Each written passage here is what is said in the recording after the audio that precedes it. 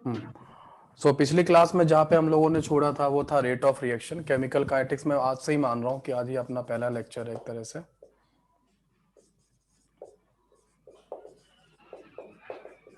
Chemical kinetics, ठीक है। तो हम लोग बात कर रहे थे रेट ऑफ रिएक्शन की। रेट ऑफ रिएक्शन की बात कर रहे थे। तो रेट ऑफ रिएक्शन का जो पहला तरीका है ना, फर्स्ट मेथड जो हम लोग है, मैंने आपको बताया था। फर्स्ट मेथड हम लोग किस तरीके से लिखते हैं, वो लिखते हैं in terms of mole. In terms of moles, moles के टर्म्स में अगर हम लिखेंगे तो हमारा क्या बैठेगा, R बराबर plus minus N2 minus N1 upon T2 minus T1, ये बैठेगा, है ना। या आप इसको लिख सकते हो plus minus delta N by delta T, ये लिख सकते हो, ठीक है। तो ये मोल्स के टर्म, और ये हमेशा वैलिड है ना, कोई दिक्कत नहीं, कभी भी आप इसको वैलिड करा सकते हैं, है ना। अब मान लो एक रिएक्शन आप करा रहे हैं 2A giving 3B plus C, ऐसा कुछ रिएक्शन आप कर रहे हैं, और इसके जो मोल्स थे वो आपने मान लो 6 मोल्स ले लिए, ठीक है। 6 मोल्स लिए T इक्वल टू 0 पर। मैंने आपको याद है मैं जो डिस्कशन कर रहा था कि भाई ये वाला जो प्लेस है ना, आप ऐसा कर लीजिएगा, आप साइड में लिख लो यहाँ पे। इसमें रिएक्टेंट से प्रोडक्ट की तरफ जब आप जाते हो, किसी केमिकल रिएक्शन में रिएक्टेंट से प्रोडक्ट की तरफ आप जब जाओगे, है ना, रिएक्टेंट से जब आप प्रोडक्ट की तरफ जाओगे, ठीक है। तो रिएक्टेंट से जब प्रोडक्ट की तरफ जाओगे तो रिएक्टेंट वाले केस में क्या करना, रिएक्टेंट में जो है ना T इक्वल टू 0 पर जो इन्फॉर्मेशन आती है, T इक्वल टू 0 पर जो इन्फॉर्मेशन आती है वो रिएक्टेंट की इनिशियल इन्फॉर्मेशन है ना, वो रिएक्टेंट की इनिशियल इन्फॉर्मेशन होती है, उससे हम लोग करेंगे, ठीक है। तो T इक्वल टू 0 पर यहाँ पे जो इन्फॉर्मेशन आएगी वो इसकी इनिशियल आएगी, ठीक है। T इक्वल टू T पर जो आएगी इसकी यहाँ पर वो कौन सी आएगी, वो लेफ्ट आएगी, मतलब बची हुई। बहुत बड़ा रोल है ना बची हुई कॉन्सेंट्रेशन का।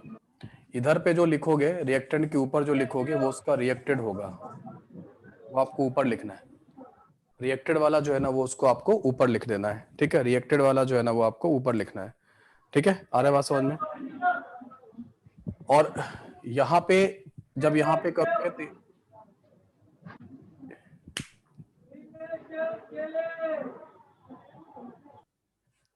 तो यहाँ पर क्या होगा इसके लिए, है ना, यहाँ पर ये 0 आएगा, प्रोडक्ट इनिशियल द प्रोडक्ट का 0 रहेगा, और यहाँ पे जो प्रोडक्ट की जो कॉन्सेंट्रेशन आती है वो फॉर्म्ड कॉन्सेंट्रेशन आती है ना। ये फॉर्म्ड कॉन्सेंट्रेशन आएंगी, जो प्रोडक्ट की जो फॉर्म्ड कॉन्सेंट्रेशन होगा वो निकल के आएगा, ठीक है। तो फॉर्म्ड कॉन्सेंट्रेशन जो है ना वो आपको यहाँ लिखना है। सो दिस इज द स्केलेटन, आपको प्रॉपर इसी तरीके से लिखते जाना है, और इसी इसमें जो है ना इस तरीके से आप काम करोगे, है ना। हाँ, ये केमिकल काइनेटिक्स का आपका फर्स्ट लेक्चर ही मान लीजिए, है ना। इट्स लेक्चर नंबर 1, ये फर्स्ट लेक्चर ही है ना, ठीक है। उसी से चलते हैं। तो अब T इक्वल टू 0 पे ये क्या हो रहा है, T इक्वल टू 0 पे ये 6 था, ये 0 था, ये 0 था। जो इसके रिएक्टेड मोल है वो मैं ऊपर लिख देता हूं। मैं जस्ट सिंपल से क्वेश्चन लेता हूं, मैं यहाँ पे 2 मोल लिख दे रहा हूं, तो ये रिएक्टेड मोल है, ठीक है। इस तरीके से ये रिएक्टेड मोल होगा। यहीं से रिएक्टेड से आप चाहो तो यहाँ ऊपर भी फॉर्म्ड ला सकते हो। रिएक्शन यहाँ तो हमेशा फॉर्म्ड ही आएगा, चाहो तो आप ऊपर भी क्या लिख सकते हो, इसके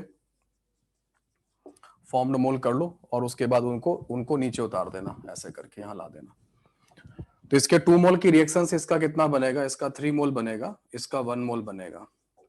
अब ये कितना बचेगा, कितना बचेगा कुछ मिनट के बाद, ये 2 रिएक्ट कर गया तो 6 minus 2 that become 4 mole, 4 mole react करेगा, बचेगा, सॉरी। और ये कितना बनेगा, ये पहले 0 था, अभी 3 मोल बन के आ गया है, तो 3 मोल ये बनेगा, और ये 1 मोल ये बनेगा, इस तरीके से। अब आपको क्या निकालना है, आपको रेट ऑफ रिएक्शन ऑफ ए निकालना है ना। रेट ऑफ रिएक्शन ऑफ ए निकालना है कि ए कैसे रिएक्ट कर रहा है ना, उसको निकालना है, ठीक है। तो ए के अगर हम आर ए निकालना चाहते हैं तो आर ए कैसे निकलेगा, आर ए निकलेगा N2 minus N1 upon T2 minus T1, ऐसे निकलेगा। तो N2 मतलब बाद वाला, तो बाद वाले कितने मोल बचे हुए हैं, है ना। बाद वाले, मैं थोड़ी देर के लिए चैट ओपन कर रहा हूं ताकि थोड़ा सा लाइव एक डिस्कशन हो जाए शुरुआत में, ठीक है ना।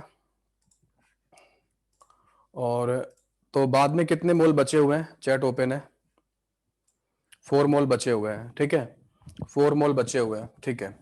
और कितने लेके स्टार्ट किए थे शुरुआत में, कितने लेके स्टार्ट किए थे, 6 मोल लेके स्टार्ट किए थे, ठीक है। घड़ी देखो तो घड़ी में 10, ये मान लो ये 10 मिनट कर देता हूं टाइम को, ये टाइम को मैं 10 मिनट कर देता हूं, तो ये क्या लिखोगे बोलो, 10 माइनस 0 लिखोगे। तो ये जो वैल्यू आएगी वो आएगी माइनस का, आएगी कितना, माइनस का 2/10 आएगी, मोल पर मिनट, ये इसकी यूनिट होगी। लेकिन समझना यहाँ पे एक बात को कि जो रेट होता है वो रेट आपको 1/5 नहीं लिखना है, अभी ऐसे ही 2/10 रखा रहने दीजिए। तो यहाँ पर बेसिकली जो रेट होता है वो माइनस में नहीं होगा, रेट जो होगा वो माइनस में नहीं होता है। रेट आप जैसे आप ऐसा नहीं बोल सकते कि आपका आपके पॉकेट में जो पैसे हैं वो -10 रुपए पर सेकंड खर्च हो रहे हैं या -100 रुपए पर आवर खर्च हो रहे हैं, तो माइनस में नहीं बोला जाएगा। आप ये बोल सकते हो कि 100 रुपीज पर मिनट या 100 रुपीज पर सेकंड खर्च हो रहा है।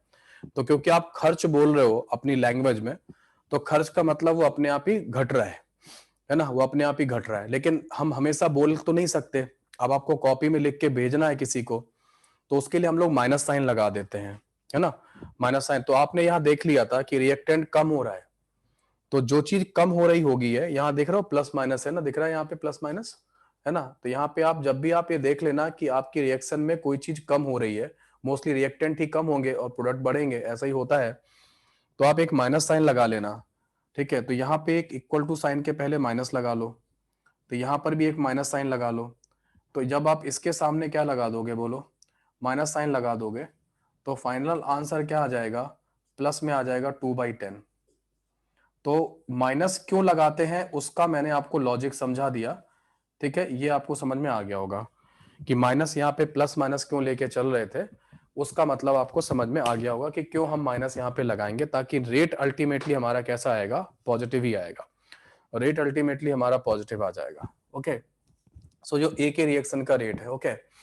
नाउ अब हम लोग बात करते हैं इसमें और वो ये है कि अगर हम बी के निकालना चाहें तो क्या होगा, बी के रिएक्शन का रेट निकालना चाहें तो क्या आएगा, बी के रिएक्शन का रेट निकालना चाहें तो क्या आएगा,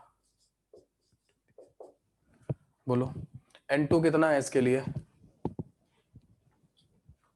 माइनस की जगह मॉड्यूल लगा सकते हैं, नहीं लगा सकते, मैथमेटिक्स नहीं पढ़ रहे हैं, है ना, मैथमेटिक्स नहीं पढ़ा रहे हैं मैं हम आपको, ठीक है, मैथमेटिक्स नहीं पढ़ा रहे हैं ना, ओके। जो चीज जैसे चल रही है उनको वैसे ही चलाएंगे, है ना, ओके। अब ऐसे तो फिर आप जैसे एक्सोथर्मिक रिएक्शन होती थी, अब एक्सोथर्मिक रिएक्शन में भी आप बोलोगे मॉड लगा दो, है ना, तो एक्सोथर्मिक रिएक्शन के सामने आपको माइनस लगाना पड़ेगा ना। यहाँ पे माइनस जो है ना, सिंबल जो है ना जरूरी है, साइन जरूरी होता है ना, इस तरीके से, है ना, ठीक है। माइनस क्यों हुआ, माइनस होने का जो रीजन है वो यही है क्योंकि ये घट रहा है, घट रहा है, इसलिए रेट कैसा आएगा, नेगेटिव आएगा। उस रेट को पॉजिटिव बनाने के लिए एक माइनस साइन और लगाया गया, है ना, उस तरीके से हो जाएगा। माइनस साइन जो है ना वो डिक्रीजमेंट को बता रहा है, ओके, ठीक है। चलो आगे बढ़ते हैं। यहाँ पे N2 किसके बराबर होगा, N2 मतलब बाद वाला, बाद वाला कितना है, 3 है, -0, और यहाँ पे क्या होगा 10 माइनस 0।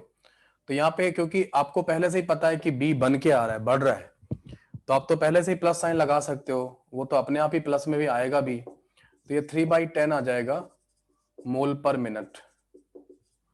फिर आप आर सी निकालो तो वो क्या आएगा, N2 कितना था उसका, 1 था, 1 minus 0 divided by 10 minus 0, that become 1/10 मोल पर मिनट, ठीक है। इसके कोफिशिएंट का रेशियो समझ में आ रहा है आप लोगों को, 2:3:1, है ना, कोफिशिएंट का रेशियो यही निकल 2:3:1 निकल के आ रहा है। अगर आप देखोगे ध्यान से तो RA.RB इज टू RC, अगर इन तीनों का रेशियो निकाला जाए, इन तीनों का अगर रेशियो निकाला जाए, है ना, है ना, इन तीनों का रेशियो निकाला जाए तो क्या हो जाएगा, इन तीनों का जब रेशियो निकाला जाएगा तो क्या होगा, इन तीनों के रेशियो में कैसे आएगा बोलो, 2/10 आएगा, 3/10 आएगा और 1/10 आएगा। तो ये 2:3:1 आएगा। मतलब जो रेट ऑफ रिएक्शंस होते हैं इन सब्सटेंसेस के, वो इनके कोफिशिएंट के रेशियो में ही होता है, क्योंकि रिएक्शन होती ऐसे ही है, 2 मोल इसका रिएक्ट करेगा तो 3 मोल इसका बनेगा, 1 मोल इसका बनेगा। तो स्टोइकियोमेट्री जो रिएक्शन की है ना, स्टोइकियोमेट्री जो रिएक्शन की है वो बेसिकली काइनेटिक्स भी फॉलो करेगी, है ना, वो काइनेटिक्स भी फॉलो करती है। समझ में आया? भले ही टाइम एक अलग बात है, टाइम के साथ हम यहाँ स्टडी करते हैं, लेकिन जो अमाउंट रिएक्ट होगा किसी केमिकल रिएक्शन में वो तो उसके कोफिशिएंट के हिसाब से ही रिएक्ट होगा, वो तो उसके कोफिशिएंट के हिसाब से ही रिएक्ट होगा। इनके जो रेट हैं वो इनके कोफिशिएंट के रेशियो में ही होंगे, ये एक सबसे बड़ी बात है ना। क्योंकि अगर आपको मान लो ऐसा समझ लो, अगर आपको सी का रेट मिल जाए तो ए का रेट क्या होगा उसका। अगर अपने को पता है कि सी मान लो 2 मोल पर मिनट बन रहा है तो ए कितना घट रहा होगा, ए कितना घट रहा होगा, हाँ उसका डबल घट रहा होगा, है ना, समझ में आया। और ये कितना बन रहा होगा कितना बन रहा होगा, उसका 3 टाइम्स बन रहा होगा, है ना। तो इस तरीके से क्या है कि अपने को कोफिशिएंट की स्टोइकियोमेट्री फील करनी है ना, किसमें भी फील करनी है, मोल्स में भी फील करनी है, मोल पर मिनट में भी फील करनी है। आई रिपीट, मोल में तो फील करनी ही करनी है, मोल पर मिनट, मोल पर सेकेंड, मोल पर ईयर, उसमें भी आपको मोल पर आवर में भी फील करनी है। ठीक है, इस तरीके से। ओके, हाँ इस तरीके से हो जाएगा। ओके, रेट कांस्टेंट रहेगा कि चेंज करेगा, है ना। अभी आते हैं सब रेटेड कांस्टेंट के बाद, आगे का मत पूछो, पहले यहाँ पे फोकस करो, है ना, इसका फोकस करो यहाँ पे ना, आगे का कुछ भी मत पूछो, चिंता मत करो, है ना, सब सही से पढ़ा देंगे अच्छे से, है ना। तो ये हो जाएगा। नाउ अभी क्या होगा इसमें, अब अभी आप देखो इसके लिए, यहां से अगर मैं एक काम करता हूं कि आर ए को 2 से डिवाइड करता हूं, आरबी को 3 से डिवाइड करता हूं और आरसी को 1 से डिवाइड करता हूं, मतलब जो रेट था ए का उसी के कोफिशिएंट से उसको डिवाइड कर दिया, और इसको उसी के कोफिशिएंट से डिवाइड कर दिया, और इसको इसी कोफिशिएंट से डिवाइड कर दिया।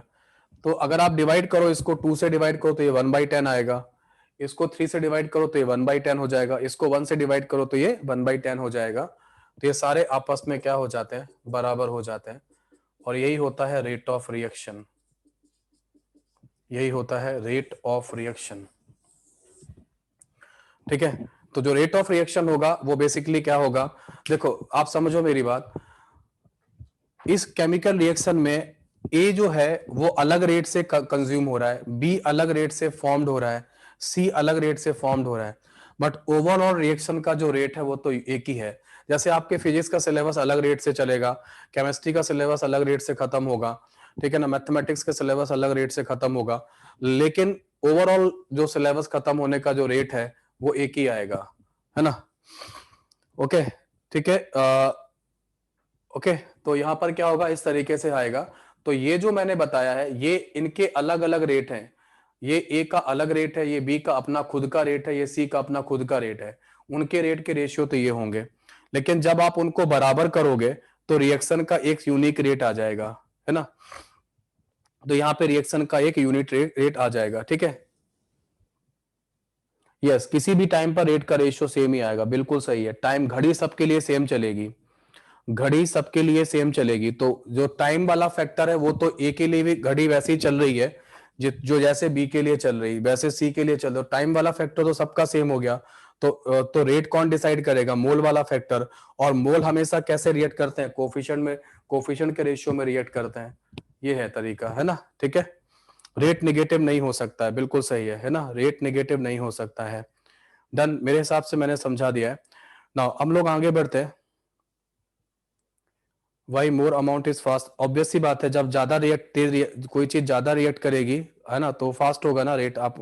आप 1 घंटे में ज्यादा न्यूमेरिकल अटेम्प्ट कर लोगे तो ज्यादा रेट बन जाएगा ना। टाइम तो, है ना, तो अमाउंट पर ही रेट डिपेंड करता है, टाइम तो जैसे चलता है वैसे ही चलेगा, है ना, टाइम तो अपना इंडिपेंडेंट वेरिएबल है, वो तो वैसे ही करेगा। तो ये मैंने आपको इसके बारे में अभी आपको समझाया। ओके, तो आगे बढ़ते हैं, इस रिलेशनशिप को याद रखिएगा, हम लोग इसको आगे करते हैं, है ना। अब होगा क्या कि अगर ये, सुनना मेरी बात, अगर ये रिएक्शन एक कंटेनर में हो रही होती, ठीक है, अगर ये रिएक्शन को मैं एक क्लोज कंटेनर में करा देता और ये सारे के सारे गैसेस होते हैं, ठीक है, ये क्लोज कंटेनर वी में हो रहा होता और ये सारे के सारे गैसेस होते हैं, ये सभी गैसेस होते हैं, ठीक है, तो आप मुझे ये बताओ कि जो ए गैस है उसका वॉल्यूम कितना होगा, बी गैस का वॉल्यूम कितना होगा, सी गैस का वॉल्यूम कितना होगा? सेम होगा, कितना? वी के बराबर, वॉल्यूम ऑफ कंटेनर के बराबर ही मानोगे ना? हाँ, तो वॉल्यूम ऑफ कंटेनर के बराबर ही आप मानोगे। तो ध्यान देना, कभी कभी लोग मोल में काम ना करके सेकेंड मेथड में काम करते हैं, मोल में ना काम करके। मुझे इसकी कोई जरूरत नहीं है ना, इसकी कोई जरूरत नहीं, मैं इस वाले पार्ट को हटा रहा हूं, है ना, अभी फिलहाल मुझे बाकी। तो सेकेंड मेथड जो है ना, जो सेकेंड मेथड में मैंने लिखते हुए देखा कि sometimes people are working not in moles, they are working in the concentration. तो कभी कभी ये रिजल्ट जो है ना इस तरीके से भी आपको मिलेगा, delta C by delta T that become C2 minus C1 upon T2 minus T1, ऐसे लिखा हुआ मिलेगा। लेकिन एक्चुअली ये रिजल्ट तभी वहां, ये वाला सिचुएशन जो है ना वो यहां तभी पहुंच सकता है जब इसका N2 का और N1 का जो मोल्स है वो बराबर का वॉल्यूम बराबर है। जो N2 का वॉल्यूम होगा, है ना, वही N1 का वॉल्यूम होना चाहिए, है ना। ठीक है, जो N2 का वॉल्यूम होगा यही किसका होना चाहिए, है ना, वो N1 का होना चाहिए। मतलब कुल मिला के मैं ऐसा कुछ कह रहा हूं कि अगर हम कॉन्सेंट्रेशन में जा रहे हैं, समझो मेरी बात, तो कॉन्सेंट्रेशन में जा रहे हैं तो यहाँ पे वॉल्यूम से डिवाइड हुआ होगा, तो वॉल्यूम से डिवाइड होगा तो ये ऐसे रहा होगा N2 बाई वी और N1 by V divide by T2 minus T1, ऐसे रहा होगा। तो ये क्या हो जाएगा, C2 minus C1 divide by T2 minus T1, ऐसे हो गया होगा।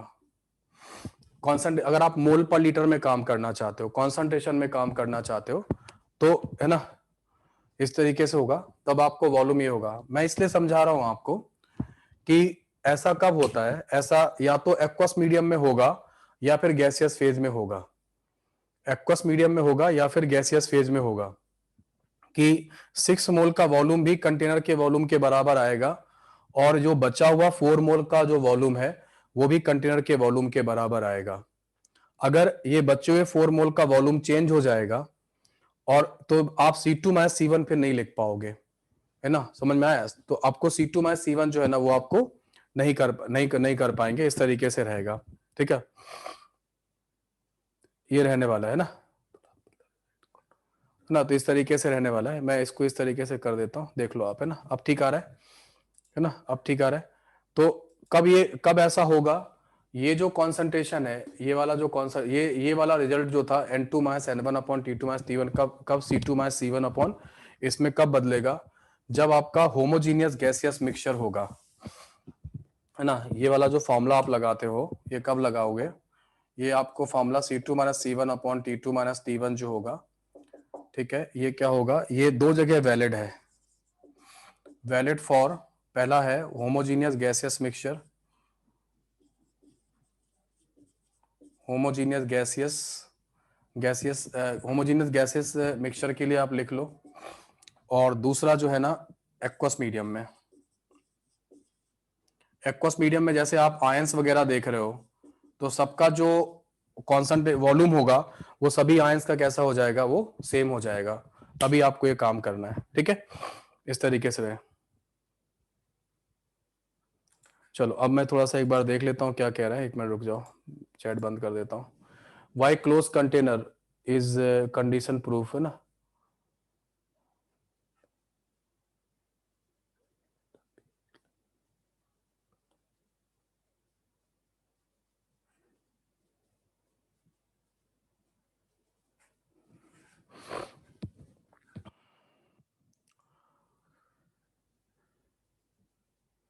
हाँ नोट कर लो भाई, समझाने के बाद नोट करने का टाइम दिया करो, बिल्कुल नोट करो।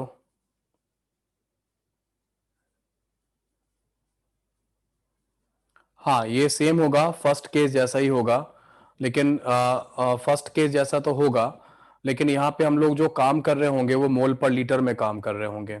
मेरा मेरा जो कहने का मकसद वो ये है कि ये वाला जो फॉर्मूला है मोल्स वाला, ये आप कभी भी लगाओ, कभी गलत नहीं होगा, कभी भी गलत नहीं होगा। लेकिन आपको मैं अभी आपको समझाता हूं कैसे। जैसे अभी आपने रेशियो निकाल दिया था ना, रेशियो अभी आपने निकाला था, मैं भी जस्ट आप इसे नोट कर लो, मैं अभी आपको समझाता हूं। देखो अभी इससे पहले आपने क्या किया था, जब आप अभी इस पे काम कर रहे थे, तो आपने क्या लिखा था, आपने कहा था आर ए, और आपने कहा था आर बी, और आपने कहा था आर सी का जो रेशियो है वो कितना बताया था, 2:3:1 बताया था। ये तभी यूनिवर्सली वैलिड है ना, जब आप मोल पे काम कर रहे होगे। कंसंट्रेशन पे अगर आप काम करोगे, तो मैं एक काम करता हूं, थोड़ी देर के लिए है ना इस सब्सटेंस को सॉलिड कर देता हूं, इस सब्सटेंस को सॉलिड कर देता हूं, ठीक है, समझ में आया। इस सब्सटेंस को मैं क्या कर देता हूं, सॉलिड कर देता हूं। अब जो सॉलिड सब्सटेंस है, और ये तो गैसेस ही हैं, तो जो गैसियस सब्सटेंसेस हैं, इसके 3 मोल का वॉल्यूम कितना होगा, V होगा, इसके 1 मोल का वॉल्यूम भी V होगा। तो इसके केस में तो B और C के केस में तो आप C2 minus C1 upon T2 minus T1 से चले जाओगे, इसमें नहीं जाओगे, है ना। इसमें क्यों नहीं जाओ, अगर किसी ने आर ए के लिए ऐसा लिखना चाहा, आर ए के लिए C2 minus C1 upon T2 minus T1 लिखोगे, तो पता है कितना आएगा आर ए के लिए, बताओ कितना आएगा आर ए के लिए। अगर C2 minus C1 upon T2 minus T1 लिखना चाहोगे तो कितना आएगा आर ए के लिए। ए अब सॉलिड फेज में है, कितना आएगा, कितना आएगा, हाँ 0 आएगा, बिल्कुल सही, बहुत अच्छी बात है, 0 आएगा। कॉन्सेंट्रेशन सॉलिड स्पीसीज की बदलती नहीं है, कॉन्सेंट्रेशन सॉलिड स्पीसीज की बदलती नहीं है ना, समझे। क्योंकि अमाउंट जैसे पानी होता है ना, 1 गिलास पानी को 2 गिलास करोगे तो जो अमाउंट डबल होगा, वॉल्यूम भी डबल हो जाएगा। तो मोल्स अपॉन वॉल्यूम का जो रेशियो, कॉन्सेंट्रेशन क्या होती है, कॉन्सेंट्रेशन होती है मोल्स अपॉन वॉल्यूम। तो केवल गैसेस के केस में बदलता है मोल्स अपॉन वॉल्यूम का वैल्यू, या आयंस हो तो बदल जाएगा, एक्वस मीडियम में आयंस होगा तो बदल जाएगा, ठीक है ना। अगर ये सॉलिड होगा ना, तो 6 मोल का भी मोल्स अपॉन वॉल्यूम करोगे, 6 से जब 4 पहुंचेगा ना, तो 2 मोल जो कंज्यूम हुआ है ना, उसके हिसाब से वॉल्यूम भी कंज्यूम हुआ है, उसके हिसाब से वॉल्यूम भी कंज्यूम हुआ है। तो कॉन्सेंट्रेशन कैसी रहने वाली है, दोनों आपस में बराबर रहने वाली है। तो मैं वही समझा रहा हूं कि यार ऐसा नहीं कर, आप कॉन्सेंट्रेशन में इस तरीके का सिचुएशन नहीं लिख सकते हैं। अगर कोई ये होमोजीनियस नहीं है मिक्सचर, तो फिर ये रिजल्ट वैलिड नहीं है। जो आपने कहा ना ऐसे करके कंसंट्रेशन में लिखोगे तो वैलिड नहीं है, कंसंट्रेशन में लिखोगे तो वैलिड नहीं है, मोल में लिखोगे तो वैलिड है। कॉन्सेंट्रेशन में लिखोगे, मेरी बात समझ में आई कि नहीं आई। ये इसीलिए मैंने मोल में शुरुआत की, मैंने कंसंट्रेशन शुरुआत नहीं की। हाँ, अगर मुझे ये पता चल जाए कि जिनके बीच में मैं रिलेशन लिख रहा हूं ए बी सी के बीच में, उन सबका वॉल्यूम सेम रहता है through out the reaction, volume same रहता है, तो फिर मैं कंसंट्रेशन में भी ये रिलेशनशिप बना लूंगा। या सुनो, आ रहा है बात समझ में, हाँ डन, ठीक है, आ गया समझ में, है ना। सॉलिड वाले में यार देखो, सॉलिड वाले में उसको ही समझ में नहीं आएगा जिसको इस बात का कंफर्मेशन नहीं है कि सॉलिड की मोल्स और सॉलिड का कॉन्सेंट्रेशन दो अलग अलग बातें हैं। वाटर का मोल्स और वाटर का कॉन्सेंट्रेशन, वाटर का कॉन्सेंट्रेशन हमेशा फिक्स रहेगा। अगर आप 1 गिलास वाटर से 2 गिलास वाटर करोगे तो मोल्स डबल होंगे, वॉल्यूम डबल होगा, कॉन्सेंट्रेशन कांस्टेंट ही रहेगी। इसीलिए अगर यहाँ लिक्विड और सॉलिड हुआ, इसीलिए मैंने यहाँ पे कंडीशन क्या लिखी थी कि भाई जब अपने पेन से C2 minus C1 upon T2 minus T1 वाला कॉन्सेंट्रेशन पे काम कर रहे हो, तो एक बार क्रॉस वेरीफाई कर लो कि यार मैं ये जो वॉल्यूम वॉल्यूम वाला कहीं कुछ गड़बड़ तो नहीं हो रहा है ना, वो वाला चीज देख लेना, वरना एकदम झटके में इसलिए मैं मोल से स्टार्ट कर रहा हूँ, फिर कॉन्सेंट्रेशन पे जा रहा हूँ। तो मेरे ख्याल से मैंने सफिशिएंट टाइम दे दिया है, मैं जो समझाना चाह रहा था वो आपको समझ में आ गया है, ठीक है। तो ये रिलेशनशिप मोल्स में भी वैलिड है, ये वॉल्यूम में भी वैलिड कब आएगा, जब कॉन्सेंट्रेशन में कब वैलिड आएगा, जब आप इसमें क्या करोगे, गैसियस मिक्सचर होगा, ठीक है। डन है, just type SCR super clear, अगर आपको सबको क्लियर है तो।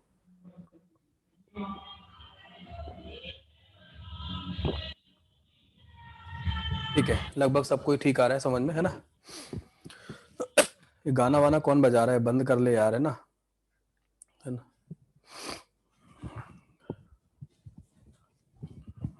ठीक, ओके, नाउ आगे बढ़ते हैं इसमें।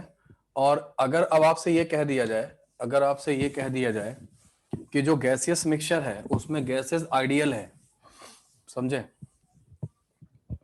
अगर आपसे ये कह दिया जाए, है ना, अगर आपसे कहा जाए फॉर आइडियल गैसेस, है ना, ये बोल दिया जाए। अगर नहीं बोलेगा तब नहीं बोलेगा तो मान लेना, मान लेते हैं हम लोग, लेकिन मैं तो पढ़ाते समय बोलूंगा कि तुमको बताना पड़ेगा कि आइडियल गैस है या नहीं है। तो क्या होगा, आइडियल गैस गैसियस मिक्सचर है तो फिर क्या होगा, गैसियस मिक्सचर है तो आप N2 minus N1 upon T2 minus T1 में जा सकते हो।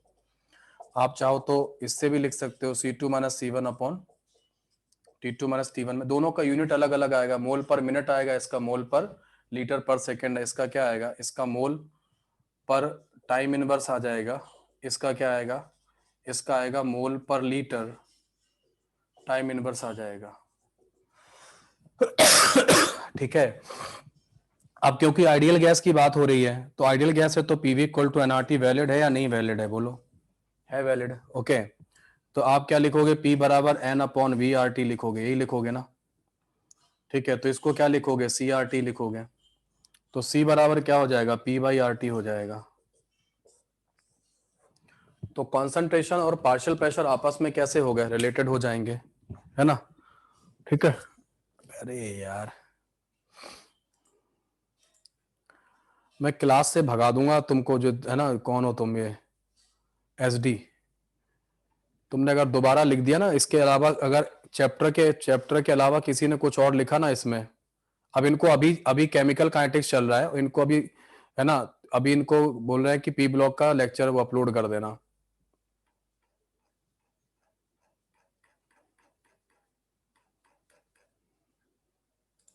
प्रेजेंट में रहना ही नहीं है, जो समझा रहा हूँ वो समझना ही नहीं है। कुछ और नहीं लिखना चैट में, है ना, बता रहा हूँ बिल्कुल, जो बोला जा रहा है बस जितना है, उसके अलावा कुछ और नहीं आना चाहिए।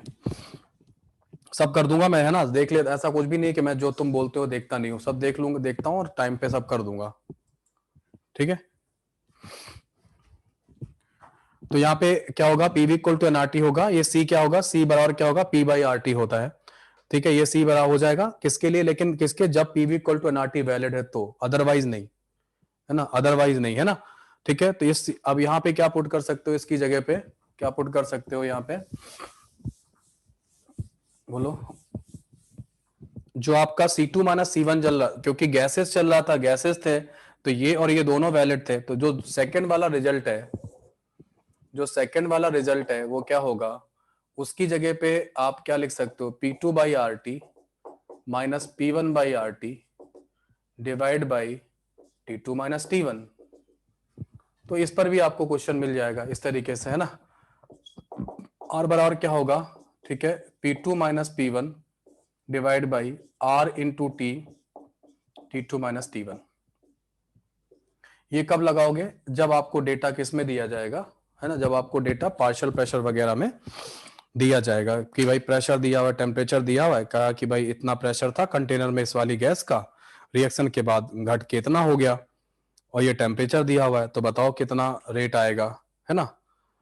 नहीं, यूनिट नहीं बदलेगी भावेश, क्या नाम है आपका, हाँ भावेश, यूनिट क्यों बदल जाएगी, C2 की जगह पे ही तो लिखा हुआ है, जब आप प्रेशर R और T का वैल्यू लिखोगे ना, तो यूनिट क्या आ जाएगी, है ना, यूनिट क्या आ जाएगा, बोलो। हाँ यूनिट्स, हाँ यूनिट क्या हो जाएगा, यूनिट सेम आ जाएगा, यूनिट सेम आ जाएगा सर। कंसंट्रेशन के लिए आर बी सी के कब वैलिड होगा, कंसंट्रेशन के लिए बताया ना, गैसियस वाले फेज में वैलिड हो जाएगा।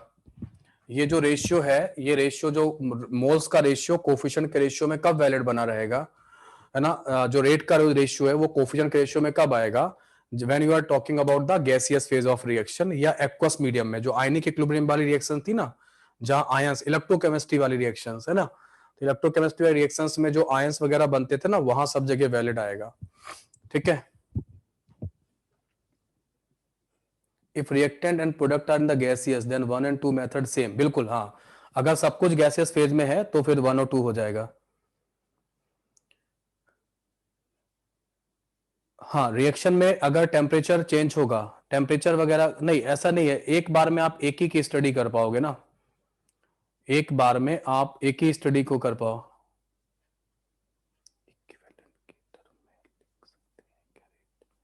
इक्विवेलेंट के टर्म में रेट नहीं लिखा जा सकता, बिकॉज इक्विवेलेंट में क्या होता है, बराबर रिएक्शन होती है, इक्विवेलेंट में बराबर रिएक्शन होती है तो आपको कैसा दिखाई देगा, एक जैसा ही दिखाई देगा। इक्विवेलेंट के टर्म्स में नहीं लिख सकते rate of reaction.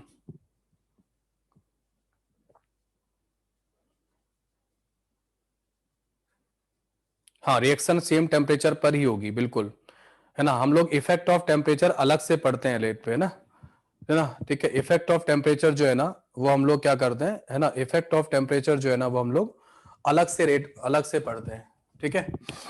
Effect of temperature जो है ना वो हम लोग क्या करते हैं, वो हम लोग अलग से पढ़ते हैं, ठीक है। वो मैं आपको अलग से पढ़ाऊंगा। अभी मैं जो बता रहा हूं वो मेरा फोकस किसके ऊपर में है, मोल के ऊपर में है, कॉन्सेंट्रेशन के ऊपर में है, स्टोइचियोमेट्री के ऊपर में। तो उसके हिसाब से जो रेट आएगा वो मैं डिस्कस कर रहा हूं। टेम्परेचर वाला इफेक्ट हम आपको अलग से पढ़ाएंगे, ठीक है, उस तरीके से। ओके, डन, ठीक है। नाउ आगे बढ़ते हैं और उसके बाद हम लोग इसमें डिस्कशन करते हैं इसके लिए। हाँ, तो यहाँ पर ये R बराबर क्या होगा, P2 माइनस P1, इस तरीके से ये बन जाएगा। ये बात समझ में आ गई आपको, है ना। आइडियल गैस तो इस सब के लिए कंप्लीट हो गया है ना, ठीक है। नाउ अब समटाइम्स क्या होता है, कभी कभी हम आपको ऐसे पढ़ाते, इस तरीके से चलता है कि प्रोपोर्शनैलिटी आती है ना। प्रोपोर्शनैलिटी दिया जाता है कि बोलता है टेम्परेचर कांस्टेंट है, वॉल्यूम कांस्टेंट है, ऐसे करके क्वेश्चन आएगा। डेटा दिया जाएगा कि एक केमिकल रिएक्शन हो रहा था, उसमें एक सर्टेन प्रेशर दिया गया, वो प्रेशर ड्रॉप होके ये हो गया, रेट ऑफ रिएक्शन बताओ। तो कभी कभी हम लोग प्रोपोर्शनैलिटी पे काम करते हैं, है ना। तो क्या होगा, देखो, नेक्स्ट स्टार मार्क करके करना, इस पे स्टार मार्क करके लिखना। when we are working with proportionality, जब हम प्रोपोर्शनैलिटी पे काम करते हैं, लेट्स से किसी ने कहा कि वॉल्यूम कांस्टेंट है कंटेनर का, और आपको पता है केमिकल रिएक्शन तो कांस्टेंट टेम्परेचर पर होगी, है ना। ये मैं क्या बना देता हूं, प्रोपोर्शनैलिटी का मैं केस 1 बना देता हूं, मैं केस 1 बना देता हूं। तो now you can use in the ideal gas equation ही यूज करिएगा, आइडियल ही मानिएगा, PV इक्वल टू nRT। अच्छा, मैंने यहाँ पे आइडियल इसलिए बोला था कि C2 minus C1 upon T2 minus T1 वाला जो फॉर्मूला है, ये वाला फॉर्मूला आइडियल हो या रियल हो उससे कोई फर्क नहीं पड़ता, ये हो जाएगा वैलिड। आई रिपीट, है ना, ठीक है। मैं रिपीट आपको बता रहा हूँ इसमें, एक मिनट रुको, मेरी बात समझ में आ रही है आपको। मैं चैट ओपन कर रहा हूँ कि C2 minus C1 upon T2 minus T1 जो है ना, ये आइडियल हो या रियल हो उससे कोई फर्क नहीं पड़ता, ये तो वैलिड होगा, ठीक है, ये तो वैलिड होगा। ओके, नाउ अब हम लोग क्या करते हैं, इसकी बात करते हैं। ये वाला फॉर्मूला कब वैलिड होगा, क्योंकि आपने PV equal to nRT use करके आप यहां पहुंचे हो, तो ये किसके लिए होगा, ये ओनली फॉर आइडियल गैस के लिए होगा। ये आप केवल आइडियल गैस पर ही लगाना, वहीं लगा सकते हैं क्योंकि you have used the PV equal to nRT। Okay, so V equal to constant, और मैंने यहाँ पे आइडियल गैस माना हुआ है because we have taking V constant, we have taking T constant, R constant होता है, तो यहाँ पे P प्रोपोर्शनल टू N होगा।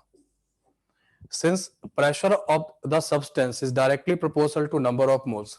कितने लोग अपने क्लास में हैं जो मुझे बता सकते हैं इसका मतलब P प्रोपोर्शनल टू N का? आप लोग हैंड रेस करेंगे और हैंड रेस करके बताएंगे, मैं माइक आपका ओपन करूंगा। सुमित, है ना, बताइए sir. Volume and temperature constant. नहीं, P प्रोपोर्शनल टू N का यही मतलब निकाल सकते हैं। हाँ सर, जैसे जैसे P बढ़ेगा वैसे वैसे N भी बढ़ेगा। जैसे जैसे P बढ़ेगा वैसे वैसे N भी बढ़ेगा। और कुछ, और कोई बताएगा, और कोई बताएगा? ये पूरी दुनिया को पता है ना, ठीक है, ये पूरी दुनिया को भी पता है कि जैसे जैसे P बढ़ेगा वैसे वैसे N बढ़ेगा, जैसे जैसे P घटेगा N, ये पूरी दुनिया को पता है। सर ये रिएक्टेंट होगा, प्रोडक्ट होगा मतलब? तुम्हें एक्स्ट्रा क्या पता है, ये तो सबको पता है। ये तो पूरी, ये जो है ना, ये किसी को भी अगर 8, 9, 10th के बच्चे को भी प्रोपोर्शनैलिटी आती होगी ना, बता देगा। But what you can know, मतलब आपको एक्स्ट्रा क्या पता है इसके बारे में? आपको एक्स्ट्रा ये पता है, होना चाहिए, है ना, जो आपके काम आएगा। प्रेशर काम ना कर सकते हैं कि मोल्स को आप प्रेशर मान सकते हो, प्रेशर को आप मोल्स मान सकते हो। ऐसी सिचुएशन में आप केमिकल इक्विलिब्रियम वगैरह में करते थे, ऐसा काम करते थे, केपी वगैरह निकालते थे, यस सर। केपी वगैरह निकालते समय आप लोग करते थे, नहीं करते थे, है ना, करते थे कि आप प्रेशर को क्या, प्रेशर में काम करते, प्रेशर वाला यूनिट में काम करते थे एटमॉस्फेयर वगैरह में, और उससे ही डायरेक्टली केपी निकाल दिया करते थे, याद आया, है ना। और वहां पे केमिकल इक्विलिब्रियम में टेम्परेचर कांस्टेंट था, क्यों? क्योंकि लगातार इक्विलिब्रियम कांस्टेंट की वैल्यू बदलेगी, इक्विलिब्रियम कांस्टेंट केवल और केवल टेम्परेचर पे डिपेंड करता है। आ रहा है बात समझ में, है ना, इस तरीके से। सो जब ऐसी प्रोपोर्शनैलिटी होगी, है ना, जब इस तरीके का प्रोपोर्शनैलिटी होगा, है ना, तो क्या होगा, जब इस तरीके का प्रोपोर्शनैलिटी होगा तो आप क्या कर सकते हैं, है ना, ऐसे केस में ये जो आपका फॉर्मूला था कौन सा, n2 माइनस, मैंने कहा ना ये हमेशा वैलिड है, n2 माइनस n1 अपॉन, इसको जगह मैं क्या लिख सकता हूँ बताओ, बोलो जिनके माइक खुले हैं, यहाँ क्या लिख सकता हूँ इसकी प्लेस पे, n2 क्या हो जाएगा p2, ये क्या होगा p1, t2 माइनस t1। हाँ, यूनिट कैसा होगा, जो प्रेशर का यूनिट वगैरह होगा एटमॉस्फेयर वगैरह में होगा, पर मिनट ऐसे हो जाएगा। अगर आपका प्रोपोर्शनैलिटी इस तरीके से चल रहा है तो आप इस तरीके से भी कर सकते हैं। ओके, तो प्रोपोर्शनैलिटी वाला काम जो है ना वो आप you can do this like this also. ठीक है, आया बात समझ में? समझ में आया कि नहीं आया? Yes sir. आ गया समझ में? ठीक है, so what we can do it, we can go for one question. Okay, so I am going to share one screen for you, और आप लोग क्या करेंगे, आप उस क्वेश्चन को नोट कर लीजिए और उसके बाद आप अटेम्प्ट करके बता दीजिए। अभी भी किसी को समझ में नहीं आया क्या? नहीं समझ में, रेट किसी की भी रिस्पेक्ट में लिखा जा सकता है, बिल्कुल लिख सकते हैं। We are, because we are dealing with the proportionality. जिस, आप समझो मेरी बात, ऐसा नहीं है कि जिसने यहाँ पे P2 P1 का डेटा लिखा है तो उसने मेजर तो किया होगा ना यार, बिना मेजर किए थोड़ी ना किया होगा, मेजर तो किया होगा, और उसने टेम्परेचर वगैरह, तो आप इसके प्रेशर के डेटा से मोल के डेटा पे पहुंच सकते हो, है ना, उस तरीके से। ओके, ये हो जाएगा। कौन सा, ये वाला फॉर्मूला कहाँ पे वैलिड है? अगर कोई कहता है ये वाला फॉर्मूला कहाँ पे वैलिड है, तो मैंने इस फॉर्मूले को यहां से लाया हूं, सुनना मेरी बात, मैं इस फॉर्मूले को यहां से यहां पहुंचाया हूं, लेकिन यहां से यहां पहुंचते समय, इस फॉर्मूले को इधर से इधर पहुंचाते समय we have used PV equal to nRT. So अगर हमने PV equal to NRT use किया है, इसका मतलब है ये किस पे वैलिड आएगा, है ना, ये किस पे वैलिड आएगा, बोलो, ये आएगा आइडियल गैस पे वैलिड आएगा। आइडियल गैस पे। ठीक है, आइडियल गैस पे वैलिड आएगा। ठीक है, तो ये सब चीजें पढ़ो, ये बहुत अल्ट्रा बेसिक चीजें हैं, लेकिन ये बहुत ज्यादा स्ट्रॉन्ग फाउंडेशन देती हैं चैप्टर को, और आपको सडन डेथ से बचाती हैं। वरना लोगों को आता तो है, प्रिपरेशन तो बहुत सारे लोग करते हैं और निपट भी जाते हैं बहुत सारे लोग, है ना। ठीक है, तो मैं आपको शेयर करता हूं। सर कांस्टेंट ऑफ प्रोपोर्शनलिटी क्यों नहीं लिया? कांस्टेंट की जरूरत नहीं है, बेसिकली हमारे पास जो डेटा होगा, ना उसी से चल जाएगा। मैंने बोला ना, जो प्रोपोर्शनलिटी बन रहा है ना उसके हिसाब से चल जाता है। जैसे आपने केपी केसी जब निकाला था तब आप प्रोपोर्शनलिटी कांस्टेंट नहीं लेते थे, है ना, क्यों? क्योंकि जो केपी था वो केसी इंटू आर टी की पावर डेल्टा एन जी था, तो जो आर टी था वो अपने आप ही चीजों को मैनेज कर लेगा, है ना, उस तरीके से तो मैनेज हो जाता है प्रोपोर्शनलिटी से। ठीक है, तो ये काम करेंगे। ओके, नाउ आगे बढ़ते हैं और हम आपको स्क्रीन शेयर कर देते हैं। स्क्रीन शेयर में ये क्वेश्चन आपको दिख रहा है इस समय, एक क्वेश्चन आपको दिख रहा है, क्वेश्चन नंबर 2 दिख रहा है। Yes sir. A gaseous reaction 2A plus B, दिख रहा है ना? करो इसको, नोट करो अपनी कॉपी में, नोट करो।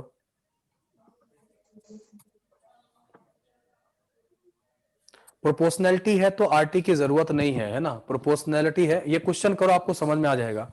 जो क्वेश्चन इस समय स्क्रीन पर है ना, क्वेश्चन नंबर 2 जो स्क्रीन पर है, आप उसे करो, अपने आप समझ में आ जाएगा आपको, है ना, आरटी वारटी सब समझ में आ जाएगा।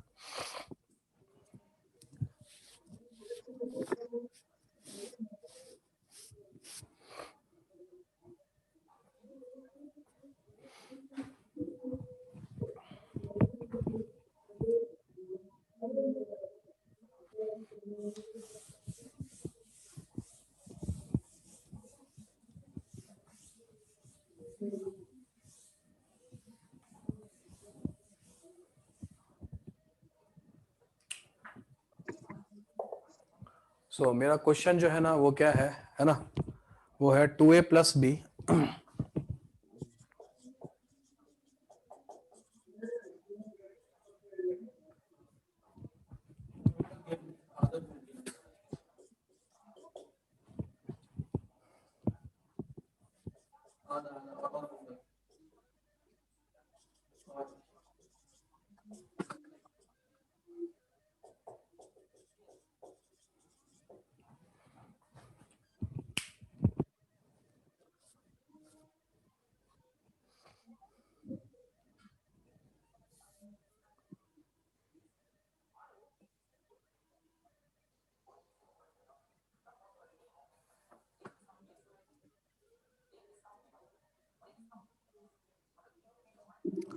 सो कितने लोगों का आंसर बी आ रहा है?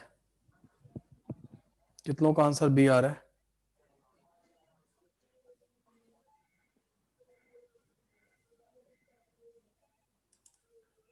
चलो बस ठीक है, बंद कर दो, चैट बंद कर दी मैंने, अब मत लिखो, है ना।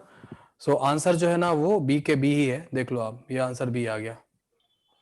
ठीक है, दिख रहा है आंसर बी? अब आंसर बी दिख रहा होगा आप लोगों का ना। चलो मैं आपको हटा देता हूँ इसको, है ना।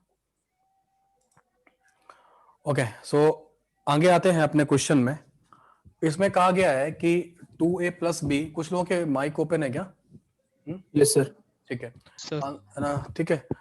तो इसमें जो प्रेशर इंक्रीज हुआ है वो 120 था पहले, है ना। नहीं, प्रेशर डिक्रीज हुआ है, डिक्रीज होगा ही ना। यहाँ पे 2 मोल थे, यहाँ पे 1 मोल था, 3 मोल रिएक्ट करके 2 मोल बना रहे हैं। तो अल्टीमेटली इस रिएक्शन में नंबर ऑफ मोल घट रहे हैं, और प्रेशर भी जो डिपेंड करता है वो किस पे डिपेंड करता है? Number of moles per he depend करता है ना। तो number of moles per he depend करेगा। इसलिए क्या होगा कि यहाँ पर प्रेशर घटेगा, वो दिख भी रहा है कि 3 मोल्स रिएक्ट कर रहा है, 2 मोल बना है, तो pressure will decrease, that is okay. हाँ, नाउ अब हम लोग बात करते हैं कि ये कितने मिनट में हो रहा है। ये टाइम जो है ना 10 मिनट में हो रहा है। ये जो डेटा दिया गया है वो किसके लिए दिया गया है? ए के लिए दिया गया है, बी के लिए दिया गया है, सी के लिए दिया गया है, या ओवरऑल के लिए दिया गया है? ओवरऑल। ओवरऑल। तो फिर इसका जो आप अब आपको प्रेशर में डेटा दिया गया है ना, तो कौन सा फॉर्मूला लगाने वाले हो? ये लग जाएगा ना। जी सर। कोई यस सर। टेम्परेचर की वैल्यू है आपके पास? No sir. कोई आर वगैरह दिया है? नहीं दिया ना। तो इसे यहाँ नहीं, सर। प्रोपोर्शनैलिटी से ही काम करना पड़ेगा। ये मैं बोल रहा हूँ ना, when we are working with proportionality, जब हम प्रोपोर्शन में काम कर रहे हैं, अपने आप ही उसने कहीं टेम्परेचर कांस्टेंट की बात की है क्या? नो नहीं सर। सर। नहीं की है। वो खुद कहता है कि जब मैं डेटा आपको पार्शियल प्रेशर में दे रहा हूं, आप खुद समझो कि डेटा पार्शियल प्रेशर में तभी दिया जा सकता है जब टेम्परेचर कांस्टेंट रहा होगा, वॉल्यूम कांस्टेंट रहा होगा, वरना कोई मेजर ही नहीं कर सकता। अगर आप वॉल्यूम को कांस्टेंट नहीं रखोगे कंटेनर के अंदर, तो मोल्स के बदलने से प्रेशर नहीं बदलेगा, तभी प्रेशर का डेटा चेंज होगा, वरना चेंज ही नहीं होगा। तो वो तो कहते हैं कि आप खुद समझो कि ये डेटा जो लिखा जा सकता है वो तभी लिखा जा सकता है जब टेम्परेचर और वॉल्यूम कैसा रखा जाए? कांस्टेंट रखा कांस्टेंट। जाए। ठीक है, तो हम ओवरऑल रिएक्शन का रेट निकालेंगे, आर बराबर जो निकालेंगे, ये जो निकलेगा कि P final minus P initial divided by T2 minus T1, that comes out to be, P final का वैल्यू क्या है? हाँ, ये क्योंकि प्रेशर घट रहा है तो आपको माइनस साइन लगाना पड़ेगा, है ना, क्योंकि डिक्रीज वाला रेट जब भी लिखोगे तो माइनस साइन के साथ लिखोगे, मैं आपको पहले बोल चुका हूं। तो 100 minus 120 divide by 10 minus 0, so that become 2 mm पर मिनट। ये किसका निकल के आया? ये किसका रेट निकल के आया? हाँ, रिएक्शन। रिएक्शन। ये ओवरऑल रिएक्शन रेट है, और इनके अपने अपने जो इंडिविजुअल रेट है उनका रेशियो क्या होगा? अपने 2:1:2। हाँ, तो इनका जो अपना खुद का जो रेट ऑफ होगा, जो मैंने अभी समझाया था, RA, RB और RC, इनका जो होगा वो इनके कोफिशिएंट में ही होगा, 2:1:2 होगा। लेकिन अगर इनको बराबर करना है तो आपस में क्या हो जाएगा बोलो? RA/2 इन्हीं का कोफिशिएंट, RB/1 इसका कोफिशिएंट, RC/2 इसका। ये क्या हो जाएगा? ये हो जाना चाहिए। Yes sir. ये R क्या है? ये R कौन सा है? ये R कौन सा है? Overall reaction. ओवरऑल रिएक्शन का। ओवरऑल रिएक्शन का है। और वो कितना निकाला आपने? 2 2 निकाला। तुमसे पूछा किसका था उस क्वेश्चन में? C का पूछा था। ठीक है, तो ये वैल्यू जो है ना आपके पास 2 मिलीमीटर पर मिनट है। तो C कितना आ जाएगा बोलो? 2R के बराबर। ठीक है, जिस रेट से रिएक्शन चल रही है ना उसके दुगने रेट से C बन रहा है। आई रिपीट, जिस रेट से रिएक्शन चल रही है उसके दुगने रेट से C बन रहा है, उसके दुगने रेट से A खत्म हो रहा है ना, उस तरीके से। तो आपका आंसर होगा 4 मिलीमीटर पर मिनट। ठीक है, आई थिंक, मुझे नहीं लगता कि कोई जरा सी भी आपके माइंड में कोई डिसकंटिन्यूटी बनी होगी कॉन्सेप्ट वाले लेवल पे। जो मैं लेयरिंग कर रहा हूँ शुरुआत से लेके अभी तक, जिस तरीके से मैं आपको लेके चल रहा हूँ, बात समझ में आ रही है आप लोगों को पूरा, है ना? ठीक है, क्लियर है? Good, very good. तो SCR सुपर क्लियर है ना, डन डन डन। हाँ, ठीक है। तो मैंने बात की मोल की, मैंने बात की वॉल्यूम की, मैंने बात की लिक्विड सॉलिड की, होमोजीनियस मिक्सचर की, कब आइडियल गैस लगाओगे, कब क्या वैलिड होगा, कब प्रोपोर्शनैलिटी आएगा, है ना? ठीक है, वो सारी चीजें जो है ना आपको आगे बात समझ में कि किस तरीके से चलेगा। डन, समझ में आ गया है ना? ओके, नाउ आगे बढ़ते हैं और इसमें ओके, तो यहाँ पर इस तरीके से चलेगा और यहाँ पर इसके बाद हम लोग और आगे बढ़ते हैं। और अगर हमको प्रोपोर्शनैलिटी का ये नोट हो गया, मैं सेकंड केस पे जाऊंगा प्रोपोर्शनैलिटी के, नोट करो।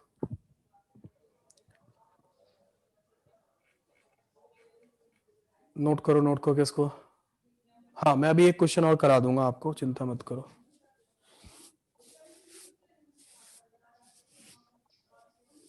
जल्दी नोट करो आप लोग, जिनका नोट नॉट नोटेड लिखो फटाफट।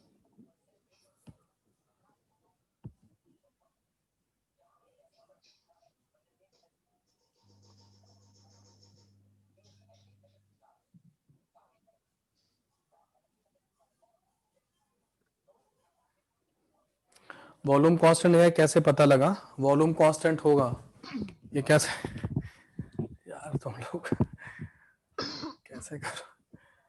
एक साल और प्रिपरेशन करनी पड़ेगी ऐसे तो, है ना? देखो यहाँ पे कैसे करेंगे इसको। आप ऐसे समझो, जब आपका कंटेनर का वॉल्यूम कांस्टेंट होता है ना, तभी यहाँ पे जो बैरोमीटर आप लगाओगे जिसमें आप प्रेशर का मेजरमेंट करते हो बैरोमीटर से, तो यहाँ पे जब मोल्स बदलेंगे, क्योंकि यहाँ पे टेम्परेचर तो बदलना नहीं, क्योंकि केमिकल रिएक्शन एक पर्टिकुलर टेम्परेचर पर होगी, तो अब वॉल्यूम कांस्टेंट कर रखा है, वॉल्यूम कांस्टेंट कर रखा है, टेम्परेचर, दो तो पैरामीटर आपने कांस्टेंट कर दिए हैं, तो स्टडी किसकी करोगे? आप किस चीज की स्टडी कर सकते हो? केवल एक पैरामीटर बचा हुआ है, प्रेशर। तो प्रेशर कैसे बदलेगा? यहाँ पे मोल बदलोगे तो प्रेशर बदलेगा, और मोल बदल रहे हैं। 2a प्लस बी से क्या बन रहा है? 2c बन रहा है। तो अगर आप इसका 2 मोल रिएक्ट करता है, इसका 1 करता है तो इसका 2 बनता है, तो इसके 3 मोल यहाँ रिएक्ट करते हैं, इसके 2 बनते हैं। तो मोल घट रहे हैं तो प्रेशर घटेगा। तो एग्जामिनर ये कहता है कि यार आप खुद आपको इतना इंटेलिजेंट होना चाहिए कि प्रेशर के वेरिएशन का डेटा तभी दिया जा सकता है जब वॉल्यूम और टेम्परेचर कांस्टेंट हो, वरना प्रेशर के वेरिएशन का डेटा कलेक्ट ही नहीं किया जा सकता, है ना? प्रेशर के का डेटा जो है ना वो कलेक्ट ही नहीं किया जा सकता है। ठीक है, प्रेशर का जो है ना इस तरीके से।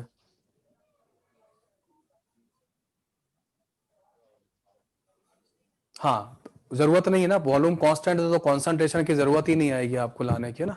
ठीक है, हो गया। चलो नेक्स्ट केस करते हैं। अभी मैंने जो केस लिखा था उसमें कांस्टेंट वॉल्यूम लिया था, है ना? अब मैं क्या करता हूं, केस सेकंड, ये केस सेकंड कर लेता हूं। केस सेकंड में क्या होगा? केस सेकंड में अगर वो कहता है कि प्रेशर कांस्टेंट है, प्रेशर कांस्टेंट अगर उसने कर दिया, और टेम्परेचर तो आप जानते हैं कांस्टेंट ही होगा, टेम्परेचर तो आप जानते हैं कांस्टेंट ही होगा। ठीक है, तो अगर आप PV equal to NRT use करोगे तो प्रेशर कांस्टेंट है, टेम्परेचर कांस्टेंट है, आर कांस्टेंट होता है, यहाँ v प्रोपोर्शनल टू n हो जाएगा। Proportional to n। जब v प्रोपोर्शनल टू n हो जाएगा तो आपका जो फॉर्मूला, प्रेशर कांस्टेंट कैसे अचीव करते हो? प्रेशर कांस्टेंट कैसे अचीव करते हो? हाँ, प्रेशर कांस्टेंट कैसे अचीव करोगे? कुछ आगे बोलो। एक लाइट पिस्टन ऊपर रख देंगे। हाँ, आपको पिस्टन जो है ना, आपको पिस्टन सिलेंडर अरेंजमेंट बनाना पड़ेगा। So this arrangement is different than this arrangement, समझो मेरी बात, है ना? ये समझना, ये पिस्टन यहाँ पे अगर आपका 1 atm है और यहाँ पे 1 atm है, तो प्रेशर का डेटा तो हमेशा सेम आएगा, टेम्परेचर का डेटा आपने पहले फिक्स कर रखा है, तो अब आप डेटा किसका कलेक्ट कर सकते हो रिएक्शन के लिए? सिर्फ वॉल्यूम का। वॉल्यूम का। वॉल्यूम कैसे चेंज होगा? मोल्स के चेंज होने से। के चेंज से होगा, और रिएक्शन में तो मोल चेंज होते हैं ना। Yes sir. रिएक्शन में जब मोल चेंज होंगे तो उस समय क्या होगा, उसके हिसाब से का आपको वॉल्यूम का नया नया डेटा मिलेगा, वो डेटा कलेक्ट करना। ठीक है, तो v प्रोपोर्शनल टू n का क्या मतलब है यहाँ पे? वी मोल yes, की जगह पर वॉल्यूम रख सकते हैं। हाँ, इसने देखो कुशाल वर्मा लिखा कि सर इडियोमेट्री में किया था ऐसा, वेरी गुड। हाँ, इडियोमेट्री में पूरा डेटा वॉल्यूम में किया था, नहीं किया था? Yes sir. पूरे क्वेश्चन में वॉल्यूम, कहीं मोल वाला आता था? नहीं आता था ना, सब जगह वॉल्यूम पे ही काम करते थे ना। तब तो तुम लोग नहीं कहते थे कि सर यहाँ पे आरटी कहाँ चला गया, तो आप आरटी नहीं मांगते थे ना कि आर इंटू टी की वैल्यू कहाँ चली गई, समझे? ठीक है, तो वही वाली बात यहाँ पे आ जाएगा। यहाँ पे जो है ना प्लस माइनस जो होगा वो v2 minus v1 upon t2 minus t1 आ जाएगा। ये कहाँ से आया? ये कहाँ से आया? वही n2 minus n1 upon t2 minus t1 become v2 minus v1 upon t2 minus t1। Yes है। तो इस जैसे इडियोमेट्री के क्वेश्चंस में मान लो रेट वगैरह पे काम करने के लिए आ जाए तो फिर आप वहां पे इस तरीके से काम कर पाओगे। So this is the work of when we are working with the proportionality, जब हम प्रोपोर्शनैलिटी पे काम करेंगे। डन, चलो काफी कुछ बता दिया। नाउ नेक्स्ट हेडिंग आप लोग लिखोगे और वो है डिफरेंशियल रेट लॉ, है ना। डिफरेंशियल रेट लॉ पे आप काम करोगे।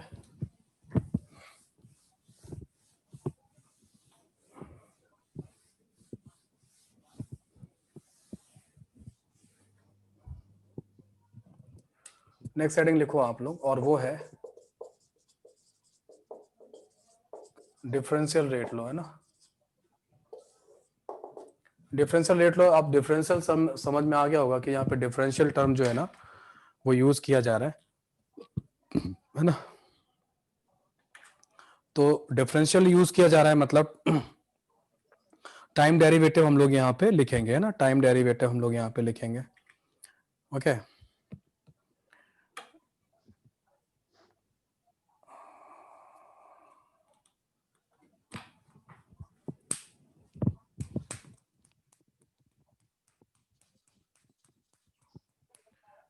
जैसे मान लो हमने एक केमिकल रिएक्शन लिखा, जैसे मान लो N2 plus 3H2 giving 2NH3, इस तरीके से लिखा, है ना। ये लिख रहे हैं हम लोग, है ना।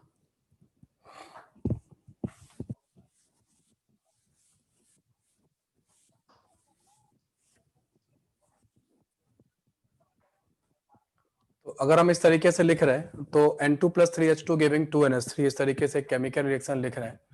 इस रिएक्शन को देख के ये तो समझ में आ रहा होगा कि आपका RA dot RH2 dot RNH3 कितना होने वाला है, बोलो। 1:3:2 होने वाला है। ये होने वाला है, सबको पता है ना। ये होने वाला है ना, ठीक है। अभी क्या करते, RN2 है यहाँ पे, ये नहीं है। RN2 divide by 1 equal to होगा RH2 divide by 3 equal to होगा RNH3 divide by 2 equal to R, that become rate of reaction. मेरा कहने का मतलब यहां पर ये है कि इस वाले केस अभी R ऑफ N2 लिखोगे कैसे, how can we write R of N2, कैसे लिखेंगे, है ना। कैसे लिखेंगे, वो लिखेंगे minus D by dt of N2 concentration, है ना। मतलब कॉन्सेंट्रेशन में ही लिख लेना, अभी तो होमोजीनियस गैसियस मिक्सचर है, वरना मोल में लिखना चाहो तो मोल में, मोल से तो पहुंच ही जाओगे, मैंने बता दिया, आप समझ जाओगे, कोई दिक्कत नहीं है, ठीक है। R ऑफ H2 कैसे लिखा जाएगा, वो कैसे लिखा जाएगा, वो लिखा जाएगा माइनस DH2 बाई dt, कम हो रहा है ना इसलिए। और R ऑफ अमोनिया कैसे लिखा जाएगा, D by dt of NH3 concentration. ये कॉन्सेंट्रेशन लिखा है, मोल भी लिख सकते हैं, ठीक है, इस तरीके से, है ना। रेट ऑफ रिएक्शन जो है ना ये हो जाएगा, है ना। तो इस तरीके से बन जाएगा। तो ये रिलेशनशिप बन जाता है ऐसे करके, डिफरेंशियल रेट लॉ बन जाता है किसी केमिकल रिएक्शन का। ऐसे लिख देते हैं हम लोग इसको देखकर, क्या लिखते हैं, D by T N2 by dt। अब लोग इस तरीके से नहीं लिखते हैं, है ना, बस यूं लिखते हैं ऐसे करके। और क्या लिखेंगे, minus 1/3 DH2 by dt equal to 1/2 D by dt of NH3 equal to R। इस तरीके से डिफरेंशियल रेट लॉ लिखा जाता है, ठीक है। तो दो चीजें समझ में आ रही हैं कि यहां पे क्या लिखा हुआ है, यहां पर लिखा हुआ है RH2 क्या माइनस DH2 बाई dt, और यहां पे लिखा है 1/3 DH2 बाई dt। इन दोनों में क्या डिफरेंस आया, है ना, इन दोनों में क्या डिफरेंस है। ये जो लिखा हुआ है, ये जो लिखा हुआ है, ये जो लिखा हुआ है, ये कहलाएगा rate of reaction of hydrogen. ये हाइड्रोजन के रिएक्ट होने का रेट है, या हाइड्रोजन के डिसअपियर होने का रेट है, खत्म होने का रेट है। लेकिन जब आप कोफिशिएंट के साथ लिखते हैं, ये जो पूरा लिखा हुआ है, ये बेसिकली किसके बराबर है? स्मॉल आर के बराबर है। स्मॉल आर क्या है? रेट ऑफ रिएक्शन है। तो जब कोफिशिएंट के साथ आता है तो वो क्या बन जाता है? वो बन जाता है रेट ऑफ रिएक्शन बन जाता है। क्योंकि ये हाइड्रोजन लिखा हुआ है तो हम लोग थोड़ा सा और आगे लिख देते हैं विद रिस्पेक्ट टू हाइड्रोजन, ऐसा होता है, समझे? ये जो लिखा है ना R ऑफ NH3, ये प्लस साइन के साथ लिखा है d/dt ऑफ NH3, इसका मतलब है rate of formation of ammonia, ये मतलब है इसका। लेकिन अगर आप इसको देखोगे जो कि कोफिशिएंट के साथ है, ये 2 कोफिशिएंट के साथ बाई 2 हुआ है, तो ये किसके बराबर है? ये स्मॉल आर के बराबर। स्मॉल आर क्या है? रेट ऑफ रिएक्शन है। तो ये रेट ऑफ रिएक्शन है बेसिकली, ये रेट ऑफ रिएक्शन है। लेकिन क्योंकि अमोनिया इन्वॉल्व है तो हम लोग कह देते हैं with respect to ammonia. Ammonia concentration के रिस्पेक्ट में हमने रेट ऑफ रिएक्शन लिखा है। वैसे ही सेम यहाँ पे, क्योंकि इसका कोफिशिएंट 1 है नाइट्रोजन का, तो नाइट्रोजन के जो डिसअपियर होने का जो रेट है वही रेट ऑफ रिएक्शन भी है। क्योंकि इसका कोफिशिएंट 1 है तो नाइट्रोजन का जो रेट ऑफ रिएक्शन है, जिस रेट से नाइट्रोजन खत्म हो रहा है उसी रेट से क्या हो रहा है? रिएक्शन भी चल रही है। तो स्पीसीज का अपना इंडिविजुअल रेट और रिएक्शन का ओवरऑल रेट, उसके भी उसका आपको माइंड में क्लियरिटी है कि इनके अपने इंडिविजुअल रेट्स कैसे लिखे जाएंगे, है ना?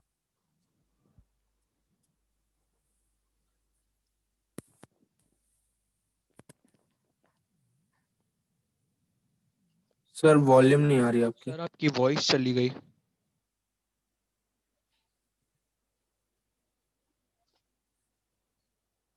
ओके, तो ये वाला पॉइंट समझ में आ गया सब लोगों को? इस तरीके से आपको काम करना होगा, है ना? कि जब भी कोफिशिएंट साथ में होगा तो रेट ऑफ रिएक्शन है, कोफिशिएंट साथ में नहीं है तो माइनस साइन का मतलब है वो सब्सटेंस का रेट ऑफ डिक्रीज का रेट है, और प्लस साइन का मतलब है उसी सब्सटेंस के प्लस साइन के साथ तो बढ़ रहा है, ये घट रहा है। इसी के सामने प्लस लिख दूंगा तो हाइड्रोजन के बढ़ने का रेट आ जाएगा। फील आ गया समझ में, है ना? इस तरीके से। हाँ,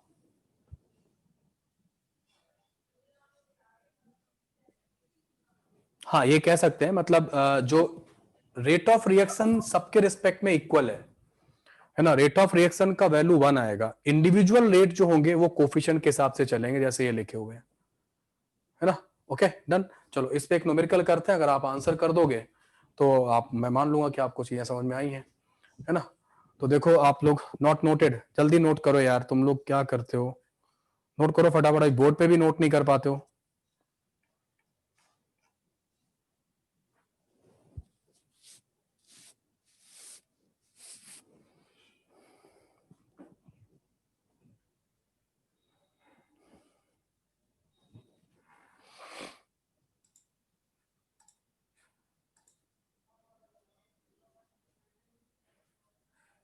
हो गया note?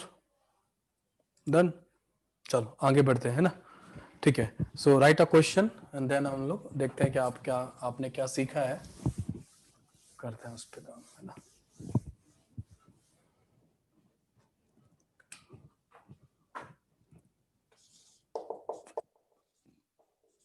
For the reaction 2N2O5 giving you 4NO2 plus O2, the rate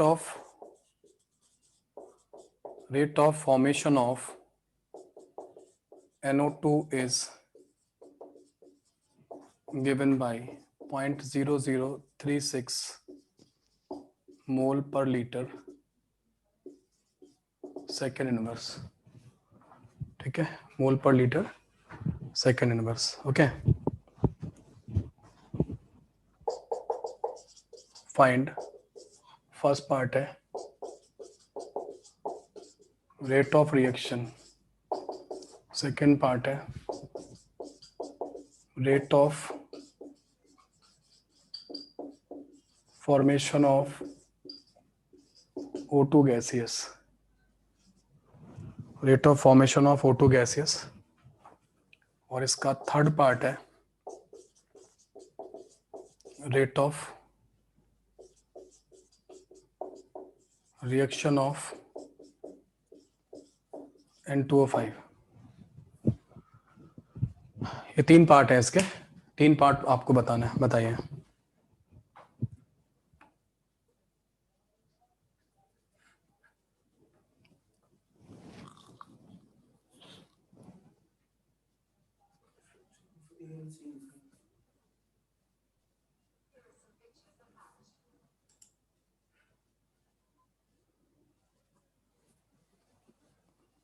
yes, first compound is N2O5। First compound जो है ना वो N2O5 है। एन ये 2N2O5 है, 4NO2 प्लस O2।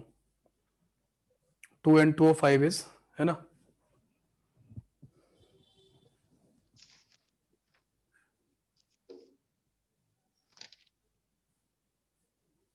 हाँ, फेज नहीं दिया है तो गैसियस ही आप मानेंगे। It is a gaseous phase, no issue. लिखा रहता है, मैंने नहीं दिया है, देना चाहिए ना। गैसियस फेज है, सभी गैसियस फेज में है ना, all are gaseous phase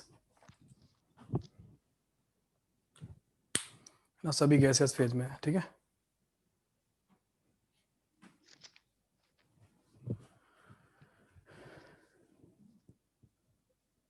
balance तो है यार, बैलेंस तो, कौन कह रहा है बैलेंस? बैलेंस तो है, बैलेंस दिया रहेगा। आंसर ही दे देंगे पूरा, तुमको क्या दिक्कत है ना। तुमको आंसर दे देंगे, बस तुम कॉपी करके लिख देना, है ना। रिएक्शन भी दे देंगे, बैलेंस करके भी दे देंगे, सब कर देंगे, चिंता, है ना। आंसर ही दे देंगे तुमको तो।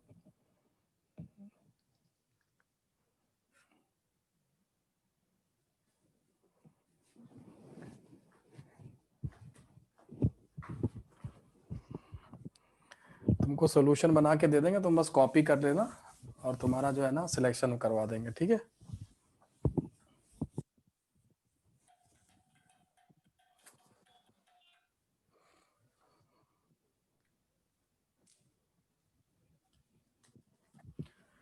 हो गया, तो बहुत आसान क्वेश्चन है ना, सबका आंसर आ गया है, गुड, ठीक है, डन। चैट बंद हो गई, मत लिखो अब, है ना।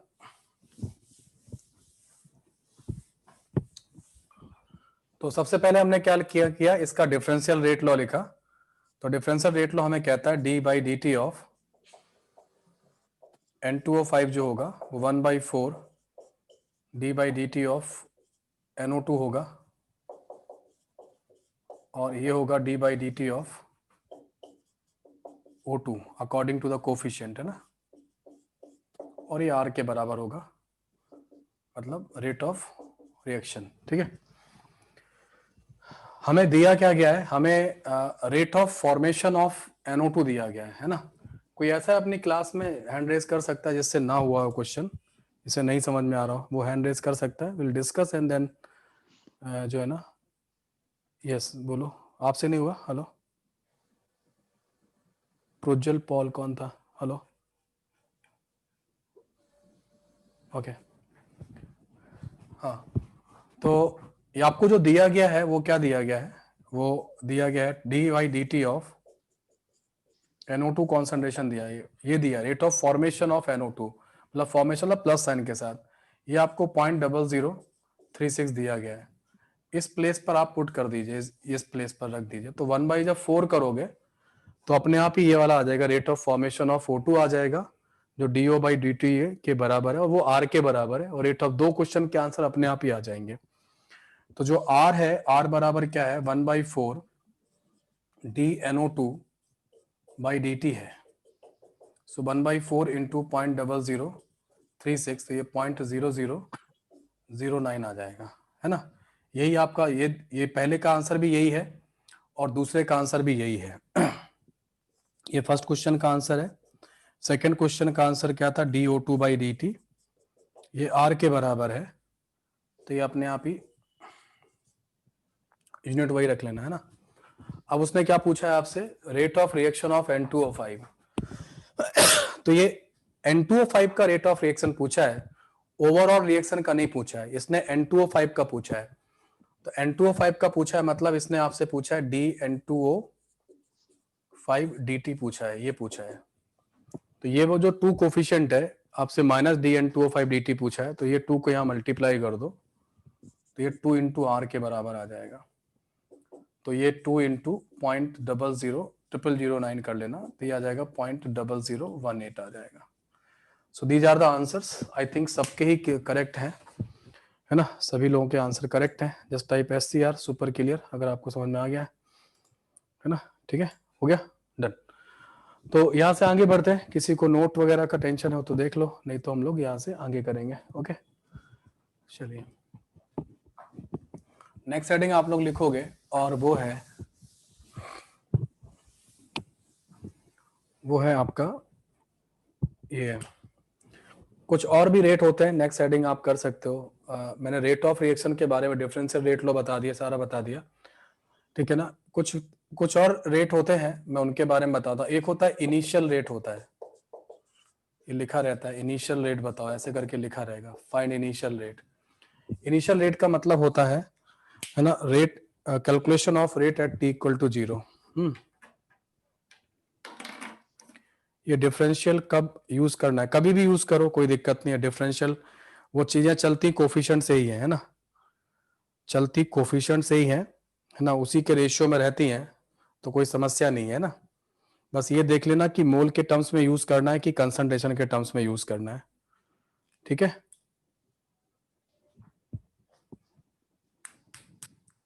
ना। ठीक है, इनिशियल रेट का मतलब ये होता है, इनिशियल रेट का मतलब होता है कैलकुलेशन ऑफ रेट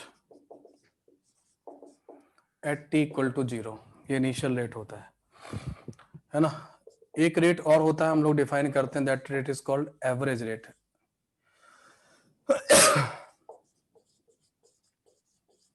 एक रेट होता है एवरेज रेट, है ना, तो एवरेज रेट भी डिफाइन करते हैं। ये क्या होता है, वैसे ही होता है जैसा कि आप, एवरेज रेट क्या होता है, एक टाइम इंटरवल में डिफाइंड होता है ना। एवरेज जो होता है वो एक टाइम इंटरवल में डिफाइंड होगा, तो कैसे भी कर लो, R बराबर plus minus delta N by delta T, ये एवरेज रेट है मोल्स के टर्म्स में। R बराबर delta C by delta T, ये आपका किसके टर्म्स में है, कॉन्सेंट्रेशन के टर्म्स में है। R बराबर delta P by delta T, ये आपका प्रेशर के टर्म्स में है। तो ये सब एवरेज रेट कहलाते हैं। वही है जैसे आप एवरेज वेलोसिटी वगैरह पढ़ते हो, तो एक टाइम इंटरवल में इस, है ना, रेट कैलकुलेशन जो होगी, एवरेज रेट जो कैलकुलेट होगा वो इन अ टाइम इंटरवल में, है ना। ठीक है, आपको ये कहाँ पे यूज करना है, use in a given time interval, in a given time interval. अब आप वो देखना कि आपका जो डेटा है वो किस में दिया है, जिसमें दिया हो और जो वैलिड हो, वो मैं सब पहले बता चुका हूं, उसके हिसाब से कर लेना। तीसरा जो होता है वो होता है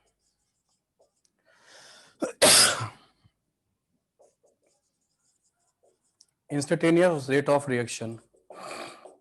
ठीक है, इंस्टेंटेनियस रेट ऑफ रिएक्शन की बात कर लेते हैं। तो इंस्टेंटेनियस रेट ऑफ रिएक्शन क्या होता है, एक पर्टिकुलर इंस्टेंट पर होता है। तो यहाँ पे रेट जो डिफाइन होगा वो टाइम इंटरवल बहुत छोटा हो जाता है, डेल्टा टी टेंस टू 0 होगा। सो ये आप किसी में delta C by delta T लिखो, कुछ भी लिखो, तो that become DC by dt, ये बन जाएगा। और ये क्या हो जाता है, ये हो जाता है slope of concentration versus time diagram, है ना, टाइम ग्राफ, है ना, ये उसका स्लोप भी हो जाता है ना। इंस्टेंटेनियस रेट जो होगा वो क्या होगा, वो इसका स्लोप भी हो जाता है। ठीक है, इस तरीके से रहेगा, ये रहेगा DC बाई dt, है ना। काफी, आप जब एक पर्टिकुलर इंस्टेंट पे काम कर रहे होते हो, कैसे मैं आपको बताता हूँ, जैसे ग्राफ वगैरह पे आप मान लो काम कर रहे हैं, तो y एक्सिस पे मान लो कॉन्सेंट्रेशन है, x एक्सिस पे टाइम लिखा हुआ है। यहाँ पे आपने ग्राफ बनाया, ऐसे करके ग्राफ बना हुआ है। अब आपसे कहा जाता है कि आपको केवल और केवल t इक्वल टू 10 मिनट पर, ना तो इससे पहले ना इसके बाद में, केवल और केवल उसी क्षण पर, उसी इंस्टेंट पे अगर आपको बताना है, तो आपको क्या करना चाहिए, इस पॉइंट पर इसको क्या करना है, आपको एक टेंजेंट ड्रॉ करनी है ना, ऐसे करके टेंजेंट ड्रॉ कर लो। ठीक है, तो जो आपका R होगा कहां पर, R जो होगा कहां पर, 10 मिनट पर जो R होगा वो कैसे आएगा, वो DC बाई dt से आ जाएगा। और DC बाई dt कैसे कैलकुलेट होगा, delta Y upon delta x से कैलकुलेट हो जाएगा, है ना। स्लोप इस तरीके से कैलकुलेट कर लेना, तो जो भी आप यहाँ पे स्लोप कैलकुलेट करोगे वो अपने आप ही उस पॉइंट पर रेट ऑफ रिएक्शन बता रहा होगा। तो इंस्टेंटेनियस रेट ऑफ रिएक्शन जो होता है वो स्लोप होता है कंसंट्रेशन वर्सेस टाइम डायग्राम का, ये स्लोप होता है ना। इस तरीके से रहेगा। आ रहा है बात समझ में? बात क्लियर है सब लोगों को? Just type SCR। यहाँ पे कोई दिक्कत हो, किसी को नहीं दिक्कत है तो मैं आपको एक न्यूमेरिकल करा देता हूँ फटाफट, कोई दिक्कत नहीं है ना, ठीक है। सो मैं आपको एक न्यूमेरिकल करा देता हूँ, आप उस न्यूमेरिकल को कर लीजिए, आपका कॉन्सेप्ट जो है ना वो क्लियर हो जाएगा, है ना। एक मिनट देखता हूँ मेरा DPP।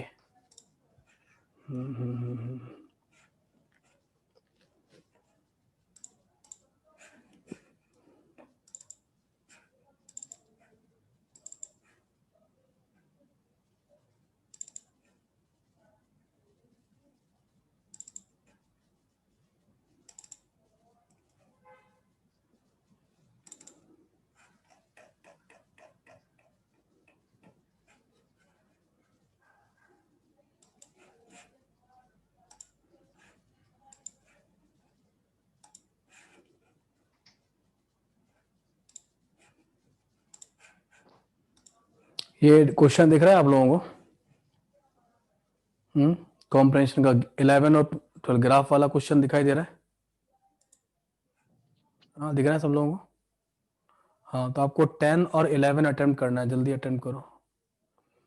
10th और 11th नंबर आपको अटेम्प्ट करना है। 10th और 11th नंबर आपको अटेम्प्ट करना है।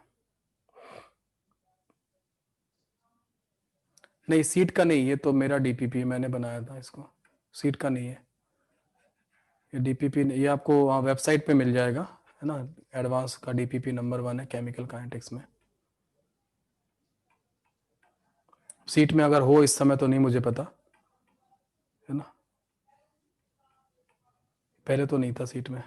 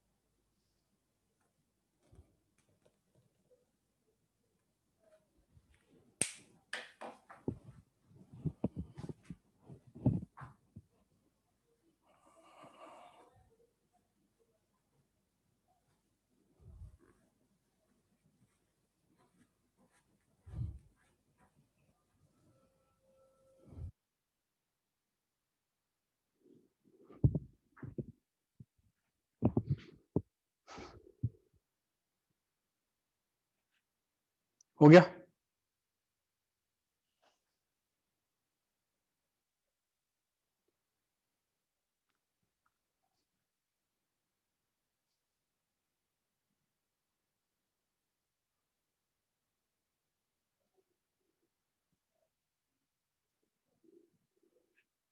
अरे अभी तो करो यार हिमांशु, पहले अभी तो करो, तुम लोगों को चिंता पहले गुरु होने लगती है ना।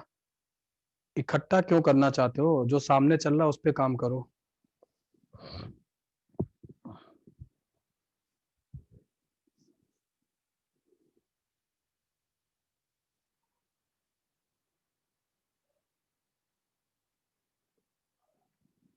हो गया?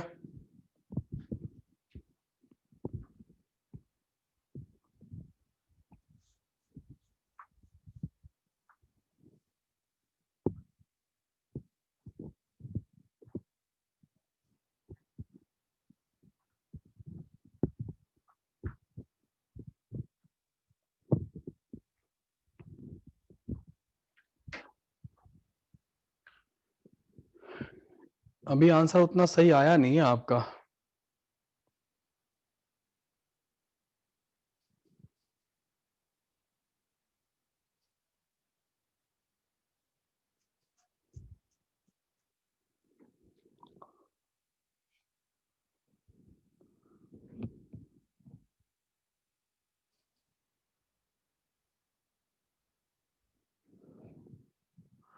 अब इस ग्राफ को देखो आप लोग, पहले मैं बोलता हूं, है ना। तो इस ग्राफ को देखो, है ना। एक तो पहला आपको रिएक्शन तो मैंने लिखवाई दी थी आप लोगों को, है ना। रिएक्शन तो मैंने दे दिया था आप लोगों को। रिएक्शन तो यही होगा, या सुनो, 2N2O5 giving you 4NO2 + O2, यही होगा, ठीक है। अब वो जो तुमसे, अब इसको अगर आप देखोगे ध्यान से तो ये आएगा -1/2, डिफरेंशियल रेट लॉ लिखो इस तरीके से, और 1/4 d/dt ऑफ NO2 या d/dt of O2 equal to R होगा। या इसको एवरेज में भी लिख सकते हो, डेल्टा N2O5, यही रहेगा ना। एवरेज वाला भी इसी तरीके से आएगा,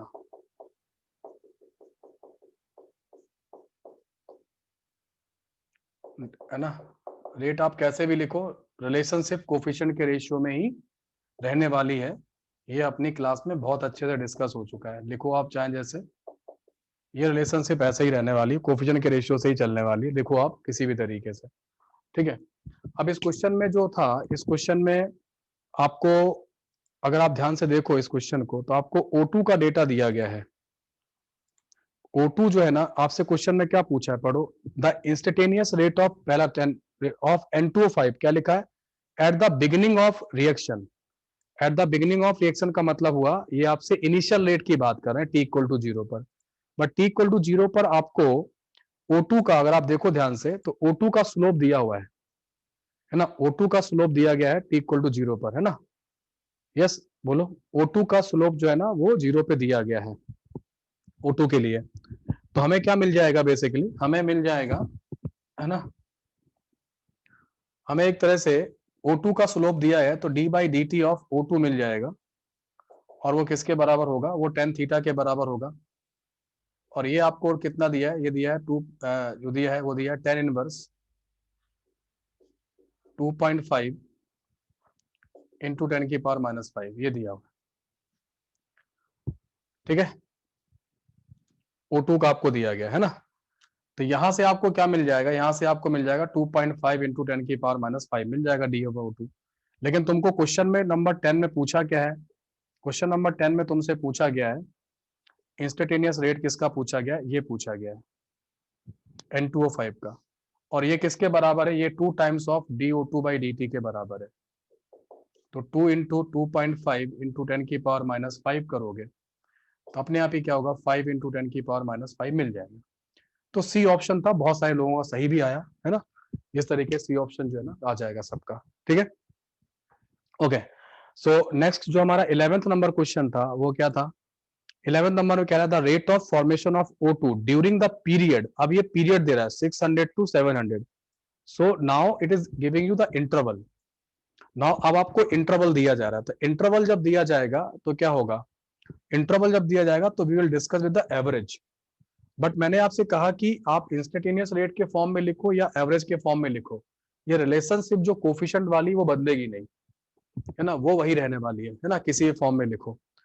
तो हमें, अगर हम ग्राफ को देखें तो ग्राफ में क्या हो रहा है, हमें ग्राफ को देखने पर पता चल रहा है कि 600 से 700 के बीच में O2 का डेटा अपने पास नहीं है। किसका डेटा है, लिख के बताओ जरा चैट में, किसका डेटा दिया हुआ है,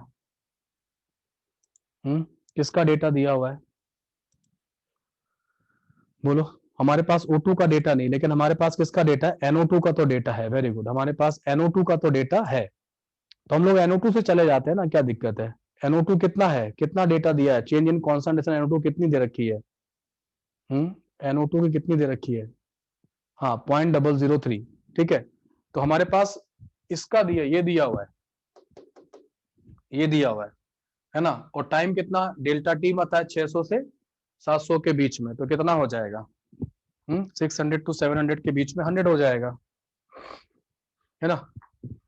तो अपने को क्या मिल जाएगा, क्वेश्चन नंबर 11 को सॉल्व करने के लिए अपने पास जो इंफॉर्मेशन है वो delta NO2 by delta T की है, ये है 0.003, और ये हो जाएगा 100, T2 700 माइनस 600, है ना, T2 माइनस T1 700 माइनस 600, तो दैट बिकम 3 इंटू 10 की पावर माइनस 5। लेकिन ये नहीं है आपका आंसर। आंसर क्या है? आंसर आपको चाहिए डेल्टा O2। उसी इंटरवल में आपको delta O2 by delta T चाहिए, वो इसका 1/4 है।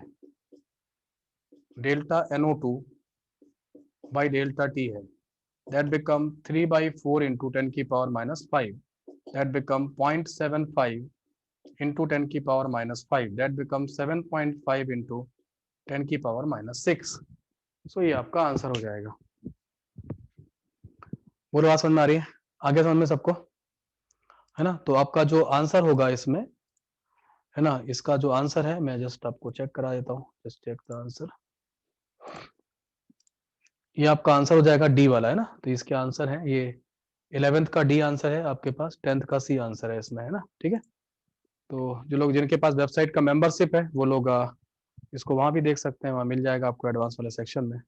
बहुत करेक्ट, बहुत अच्छी बात है। Just type SCR।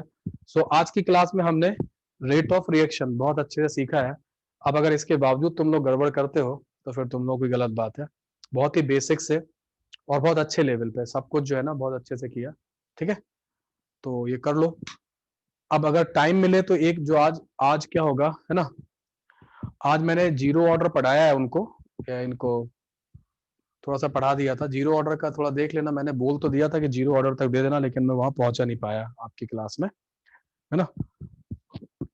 Zero order का भी थोड़ा सा काइनेटिक्स देख लेना। आज बी फेज में थोड़ा सा पढ़ाया था, तो बी फेज का भी लेक्चर अभी रिलीज करूंगा और आपका भी ये लेक्चर रिलीज करूंगा, उससे देख लेना। ठीक है, ओके। सो अब होमवर्क जो है ना वो लिख लो। होमवर्क में आप अभी क्या कर सकते हो, आप एक्सरसाइज 1 में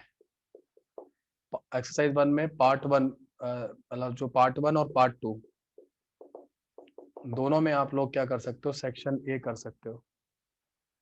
ये मैंने पढ़ा दिया आपको पूरा, ये कर सकते हो आप लोग। ठीक है, डन। ठीक है भाई, चलो 11 और कुछ पूछना है? ऑफ करें क्लास? हाँ, यू कैन लीव। ठीक है, डन डन डन, है ना, चलो।